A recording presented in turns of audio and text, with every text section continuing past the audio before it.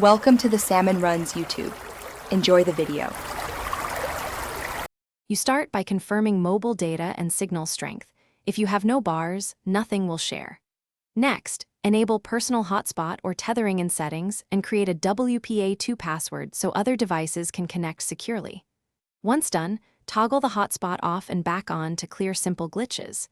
Make sure your plan allows tethering. Some carriers block it. If you're on a dual SIM phone, pick the SIM with active data before continuing. This avoids routing mistakes later. Now focus on the middle, deeper checks. Restart both your phone and the device trying to use the hotspot. This clears cached network states. On the client, forget the hotspot and reconnect with the correct password. Inspect the phone's APN and carrier settings. Incorrect APN can stop data sharing, so reset network settings if you suspect an issue.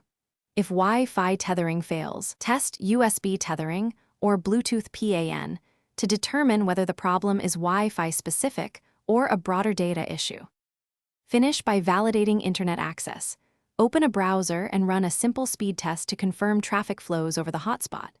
If pages load slowly or fail, check for carrier data caps, tethering blocks on your plan, or reported outages. Make sure airplane mode is off. If problems persist, gather specifics, device model, OS, error messages, and timestamps, then contact carrier support. One key tip, if nothing works, try a factory reset of network settings before a full phone reset, because it often fixes hidden config corruption. Thanks for watching. Consider subscribing if we helped you.